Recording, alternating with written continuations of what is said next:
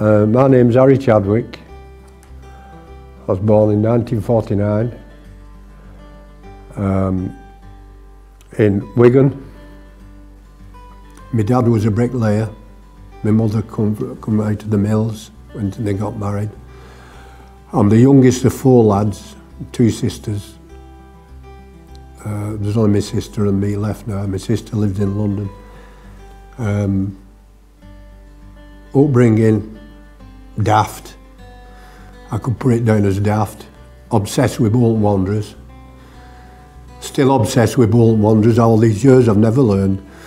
I went all over the country watching them. I've been about 70 odd different football grounds watching Bolton bloody Wanderers. I was playing a lot of sport, football. I was knocking about with daft women and all that. And I was wild. You know, if I was analysing myself, I feel embarrassed at what some of the stuff I did. And when I look back at 20 odd, and then we went back to work, and I was still playing football, I was still doing this, still going blind drunk. I was one of them what turned out 7 nights a week. You know what I mean? Absolutely crazy. And some of the bloody stuff I did, it was unbelievable. And you level out, and the older you get and more experience you get, you go on to another side. And somebody told me, as a Communist Party member, he was a shop steward on the other side, about 1975. And he said, have you read a book called The Ragged Trouser Philanthropist? I don't need read books, me. Anyway, I read the book, and it did influence me in a lot of ways. So I think I was probably early 20s when I read that. And it inspired me in a way. I used to remember a discussion what went on in my family. My granddad, who had his own building business in Wigan, and he built a row of 2 or 3 rows of houses, terraced houses. They're still up there in the area, you know. The solicitor was a little bit dodgy, and when he borrowed the money for to build the houses in the bank, my granddad, this is what I've learned off the family. The solicitor committed suicide because it was him who embezzled the money. And my granddad ended up, because in them days, bankruptcy, you were jailed. So they sent him to jail. When he went in, he wasn't a communist. He was just an ordinary businessman, building worker. And when he come out, he obviously met people in jail who were communists. He became treasurer of the Communist Party in Wigan, an active member. I think a lot of some of the discussions what went on, not necessarily with my dad, but mostly with my mother. And they meant something, you know, they meant the unfairness of the system and all that, you know, and it obviously influenced me because at that time I'd only be about 15, 16. So if you said that could have influenced me, but it was also, I used to listen a lot. And same when I was at work, you know, you listen to workers, you listen to the militants, you listen to the people who don't want to fight for anything, you know, the kowtowers, you know, you don't want to know. So that's probably where a lot of my education come from, that's where a lot of my thoughts come from. I'd never see myself as a militant up to probably after the strike, and then I went on various sides, and I suppose I did become a bit of an agitator. When you look at the building trade, it's not like working in a factory. In a factory you can establish your terms and conditions, your wages, and they increase over the years. And you pass on to a convener or shop stewards, and they increase and help and keep the same conditions. The building trade's totally different. You go on a site and you start off working alongside people who's not in the union, people who's not paying tax and insurance, who's no consciousness of health and safety, nothing. and you have to work alongside of them. Then you have to try to organise them, try to get them in the union, which they're hostile to. And when you do get enough of you to join the union, then you start forcing up wages, health and safety. Once you've done all that, the site by a couple of years comes to an end. Then you have to go on another site and start the same battle all over again. Exactly, working alongside lumpers, which now, the present term for it now, is self-employed. And they're all on 0 hours contracts, God knows what, but there's no health and safety, they don't pay any tax and insurance, similar today. And it's got even worse now, because what you do is the employers start cutting the wages and paying the wages out. When you applied for a job, you had to put your national insurance number down and form filling. We was always against form filling because it gave them a chance to, and they had a company set up, the 2 companies set up by, I think it was McAlpine.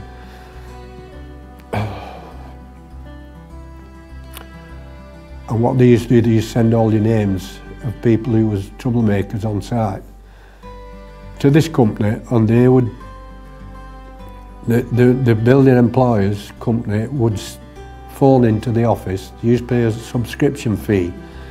They'd phone up to the office and say, have you got Harry Chadwick here on your list? And they'd reply, yes, we have. And once that had gone on, the building employer who was trying to, employ people knew you were a troublemaker, you're seen as a troublemaker. I mean, I got blacklisted on one job because I refused to work with asbestos. And I told them, don't put any asbestos in any house I'm working in, otherwise I'll throw it out. And I got a bit isolated on that because I didn't get the support of the men, even though I'd sent a piece of asbestos off to Salford University. Had it tested, come back, dangerous to health, contains organic fibre. The men were still prepared to work with it, which sometimes you can imagine. As regards blacklisting, I actually, on my form, blacklisting, it said, for supporting the Shrewsbury pickets in 1975. That was on my card. But there's many people blacklisted just for basic health and safety. Just fighting for health and safety on the site, which health and safety was so poor, you was always complaining about it. You just knew because you never got any risk. Even though they were advertising for joiners, everybody else would get a start, but you wouldn't. So it meant that all your militants and activists couldn't get on anywhere.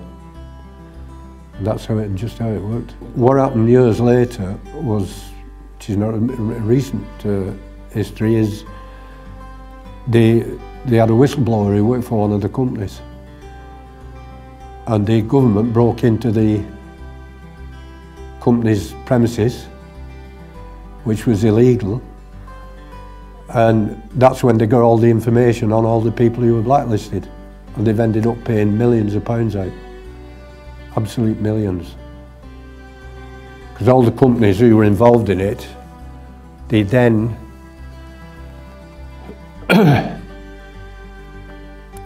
got together and said, we'll put a fund in and we'll pay everybody out, including McAlpines and all them. So that's how they was able to pay all the money out.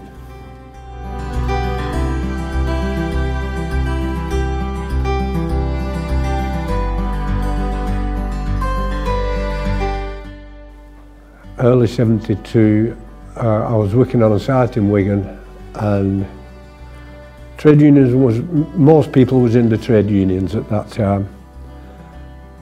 Sometimes you needed a bit of trade union member to get on the sites. I was working on a site in Wigan, just outside of Wigan, called Top Lock. And when we come out on strike in '72, we was on strike for 12 weeks. At the end of the 12 week, we all went back to work with a big increase. We went from £20 a week for a tradesman to £29 a week, which was a massive increase, as you can imagine. Part and parcel of the dispute was health and safety and working conditions, because sometimes we were working without scaffold, proper scaffolds,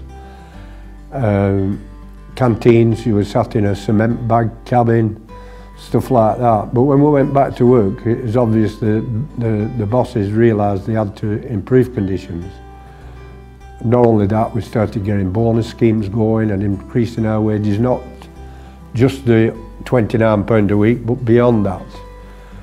And everything was good.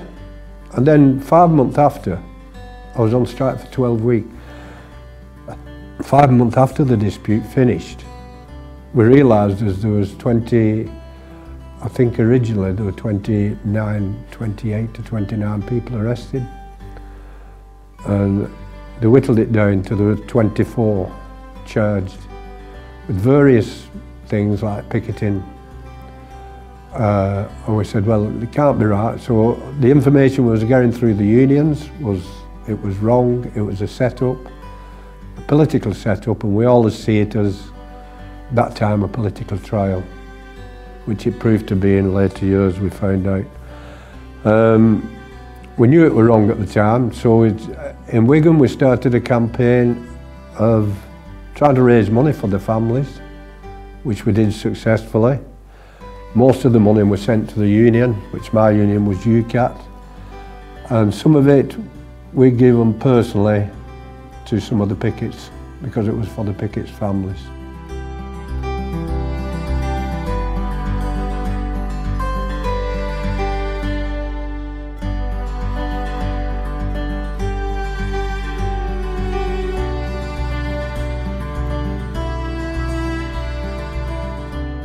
All the charges were trumped up charges, you know, there was like 200 odd charges waged against them, and I think that was why we felt it was a setup. And when you speak to the pickets, they knew nothing about what they'd done. If they was arrested 5 months after the dispute were over with. So if you can imagine, somebody said to you, what was you doing on such a date? You wouldn't remember. But the police obviously had the directions, the building employees had got together. And when over the years we found out as they did get together, and they set up this bloody trial, what was really bogus. It wasn't, nobody were guilty of anything, which is in the later years has proved to be. But all the charges was picketing, causing a fray, anyone could have been arrested for any of them things, you know what I mean? Even now, unlawful assembly, you know, it was like nothing charges. There were no violence. They weren't charged with any violence. They were charged with any damage as such. The conspiracy charge, they moved the charges around so the conspiracy charge could make it so they could jail them. Because if they used just normal law, as they wouldn't have been able to jail them for that long. They wouldn't have been able to jail them at all, because it didn't warrant it. But conspiracy charge, which they still use today, as you can jail people for it. 6 went to prison, Des Warren for 3 years, Ricky Tomlinson for 2 years, John Mackenzie Jones for 9 months, Michael Pearce for 6 months, Williams for 6 months. So we never got the, and a few was in suspended sentences, like Terry Renshaw and 1 or 2 others got suspended sentences. So we all knew at the time, you see, it was wrong, and it later proved to be. Then if you're asking how did I come involved with the Shrewsbury Pickets campaign, there was a few of us in Wigan who got quite heavily involved.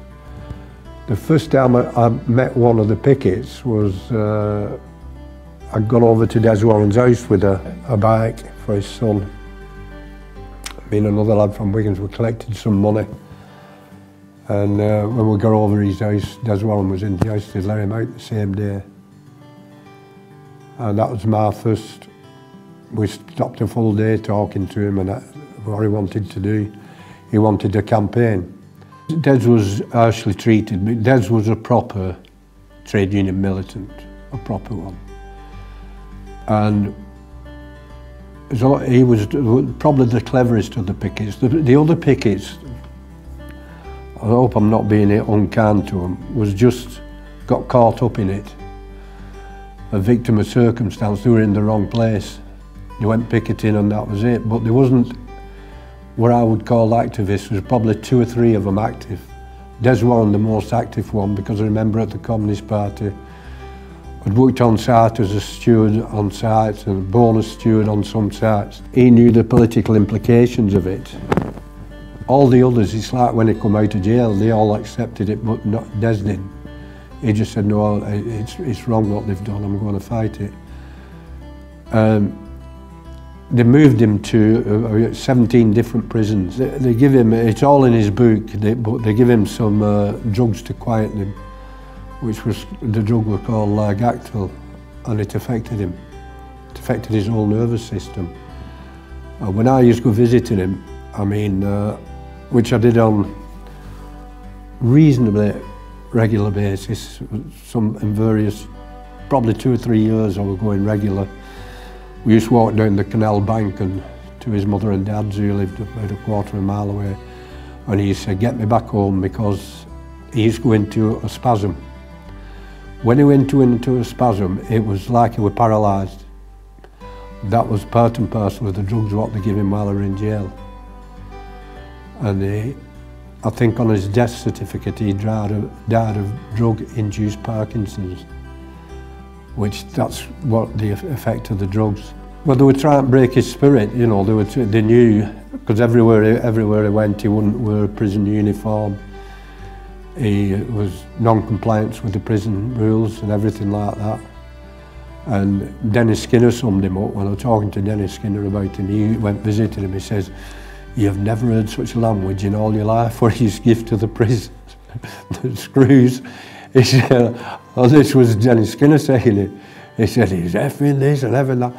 Well, it's funny really, because well, as long as I knew Des, it's very rare he used to swear. He got a pamphlet out, try to build awareness and try to build a campaign up. Still, he found it hard work. And then, like I say, I kept it, nothing happened over it. He then wrote a book called The Key to My Cell. And in that there's a lot of information. But it never led to anything, because every time we put in for information, we just found a roadblock. And it only come about really in 2006. Tony Blair brought this Freedom of Information Act. So we decided to put a Freedom of Information Act into Parliament, asking for the papers of the Shrewsbury trials. Was rejected. They said it was on the grounds of national security. So once we see that, grounds of national security, that means the politicians must have been involved, the government must have been involved. So then we decided we would start the campaign off again. So in 2006, we had a few meetings before that, but 2006 was when we reignited the campaign.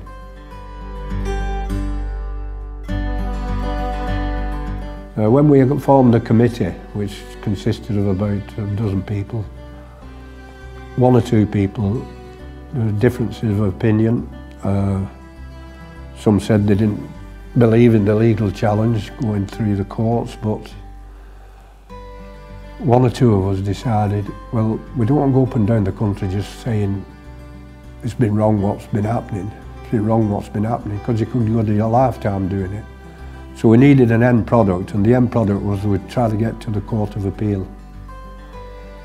And along comes one individual what probably changed the whole campaign, which was Arlene Turnbull. Very clever woman, very astute, active trade unionist, just retired, and she gave us direction and leadership, which was probably lacking before. The 1 or 2 people who didn't agree with the legal thing left the campaign. So there's only probably about 6 of us who decided to carry on and try to go for the Court of Appeal. To get to the stage where we needed to work as a campaign, we needed financing. And the road we looked at that was, well, the trade unions are the only road we're going to get any sort of income. So we turned out to the movement, which I thought we thought it was the right thing to do. Because all them years ago, the pickets was actually let down. Me and Arlene Turnbull went to virtually every trade union general secretary and asked them for money, and they responded quite well.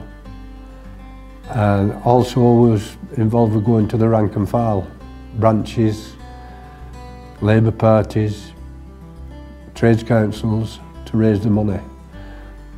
And I'd say we raised majority of what we thought we'd need. I'll still say we've still got a good sense of solidarity, but we had to force it out. You know, we had to go and do the work. Now, if you can imagine at the time, we were trying to get various Home Secretaries and Justice Secretaries to release the papers of the Shrewsbury trials. Every one of them, including Labour, Jack Straw, Dave, is it Plunkett or Blunkett, I can't remember his name, Theresa May, and all the other Home Secretaries refused and said, you can't have them. And Kenneth Clarke was another who embargoed the papers till this year, I think. And he said, you can't have them. And the reason they were giving, Simon Hughes was another, the reason they were giving was it'd be a threat to national security. Now, what we said at the time, well, if it's a threat to national security, somebody must have been involved from the government side. We always said it was a political trial, and a political trial it were. To get to the Court of Appeal, you can only go through one avenue, and that is the Criminal Cases Review. The Criminal Cases Review is a so-called independent body funded by the state, but they're the only ones what can give you the direction to go through to the Court of Appeal. When we applied to them on that, one of the remits is you've got to have new evidence. Now, if you can imagine something were happening 40 odd years ago trying to get some evidence, it's like a needle in a haystack.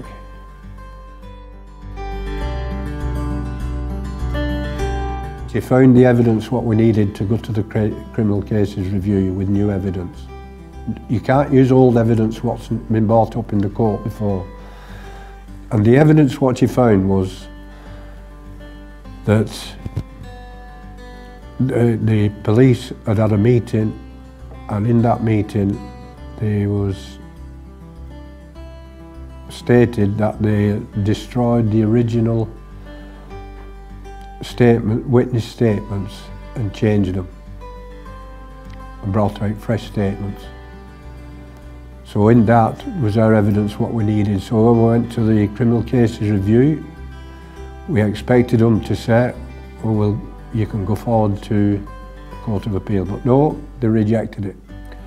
3 times they rejected it.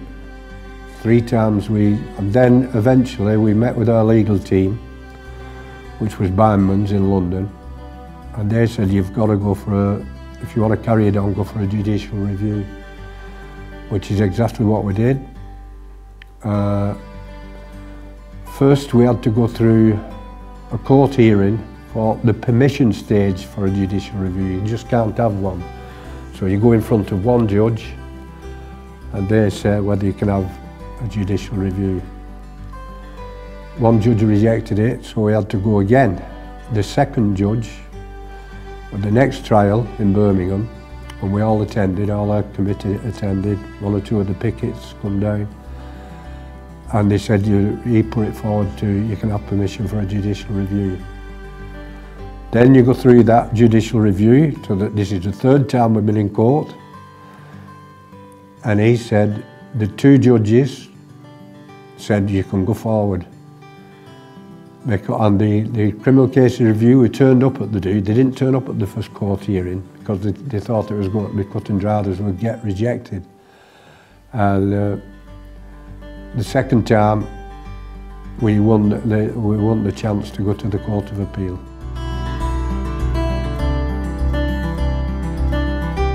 When we went down, there was me, Eileen and her husband, Terry Renshaw, John Mackenzie Jones and his wife, who's one of the pickets, and they didn't give a decision on the day. Our barrister got up and did a full day on his feet, put up a very good case, and then the second day, it was a 2-day hearing. The second day, the Crown got up and put their case, which was very weak. And they said they'd make a decision within 2 weeks, I think they gave us. We went to the court in February, and then it was 23rd of March before we got the result. And I went over to Eileen's house because our solicitors said he'd phone her at 10:30 on 23rd of March. I hope I've got that date right. And I was at Eileen's house when he phoned up, and he said, I won't do it on Zoom, and then I can see your reaction. Of course, Eileen was doing cartwheels around the living room. I just sat there calm, like probably in a little bit disbelief in a way. But I'm not one for over, what's the word? Celebrating in daft sort of manners, you know. But she was really pleased. Her and her husband were jumping around the living room, and I just sat there, just thinking, well, it's all over with. We've won. There's a tremendous feeling, because it's like working all them years and years, freezing cold, going up and down the country, you know, Glasgow, Brighton, Bournemouth, Scarborough, little villages in Wales, little villages, Durham Miners Gala, and all them things, and suffering and coming back. Sometimes a lot of abuse, what we've had off people who seem to go against what we were doing. And it was like, in other words, we'd been proved right in what we were saying. You know, we conducted ourselves, which all our committee conducted themselves in a really positive, calm manner all through. We used to have regular meetings every month for just make sure we had the strategy right on what we were doing, and it paid dividends.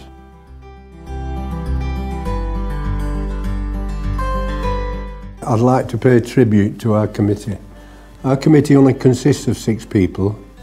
The 6 people who kept going and just kept going till the end, and they've been roughly with us for the full 15 years, or just short. They're Eileen Turnbull, who's the secretary and researcher, Terry Renshaw, who's one of the pickets but who was also a committee member, John Buana, committee member, Anne Dobie, another committee member, Joe Sim, a lecturer at college, another committee member, and myself.